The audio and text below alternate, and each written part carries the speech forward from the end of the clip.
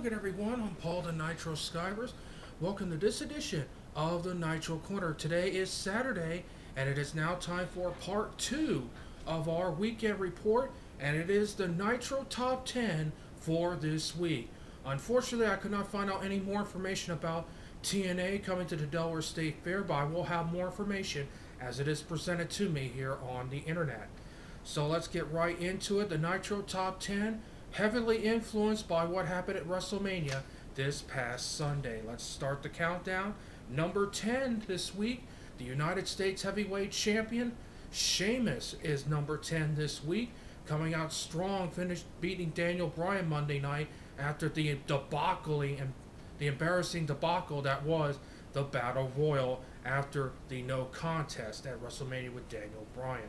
Sheamus coming out strong with a victory Monday night on Raw over Daniel Bryan. He is number 10. Number 9, the Fallen Angel, Christopher Daniels, who scored a big win over Bully Ray in a lumberjack match. In a lumberjack match this past Thursday on Impact. Christopher Daniels is number 9 this week. Number 8 is Alberto Del Rio. As he dropped several spots this week, Alberto lost to Edge at WrestleMania this past Sunday, but came back strong to defeat Christian to become the number 1 contender once again for the World's Heavyweight title, and will face Edge May 1st in Tampa, Florida at Extreme Rules in a ladder match. Number 7 is Trish Stratus. Trish somehow survived the Snooki Mania debacle, and her team was victorious, even though Snooki stole most of the spotlight. Number 6 is the Viper, Randy Orton, who scored not 1, but 2 wins this week over CM Punk. First at WrestleMania thanks to an RKO, and then in a tag team match with he and Rey Mysterio beating Cody Rhodes and CM Punk. Number 5 this week is the self-proclaimed asshole of TNA, Mr. Anderson. What a great con job he pulled on Immortal, and you can bet Mr. Anderson has plenty more in store for Hulk Hogan and his regime, known as Immortal, in the very near future in TNA.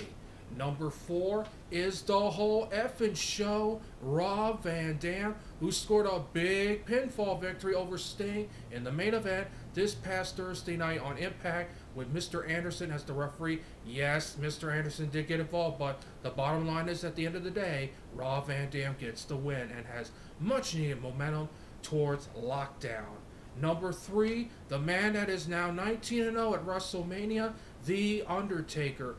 He kept the streak alive by beating Triple H at WrestleMania this past Sunday. Number 2, the WWE Champion, The Miz. Boy, The Miz shot right back up in the Nitro Top 10 by surviving getting his head bopped on the concrete floor in the double countout, but after The Rock restarted it, he took advantage of The Rock rock-bottoming John Cena and scoring the pinfall victory at WrestleMania. Unfortunately for The Miz, his boy Alex Riley, A-Royal, got stunned by Stone Cold Steve Austin, kind of hitting on a sour note at the end of the week. And now, the number 1 wrestler in the Nitro Top 10 for the 2nd week in a row is John Cena. John Cena proved how strong a comeback he is. Even though he lost to The Miz at WrestleMania, he set the tone for next year's main event at WrestleMania, as John Cena will face the most electrifying man in sports entertainment, The Rock, next year, WrestleMania 28, not 27, excuse me, WrestleMania 28 in Miami, Florida, next year, April 1st. And that is the Nitro Top 10 for this week. A programming note, next Sunday, there will be no classic match of the week. It will be a special edition of the booking sheet, as I'll give you my predictions for TNA's Lockdown. That is next Sunday, right here on the Nitro Corner. That is it for now. For this edition of the Nitro Corner, tomorrow, the classic match of the week, the final one for the next 2 weeks. Until then, this is Paul the Nitro Skyver saying, so long, everybody.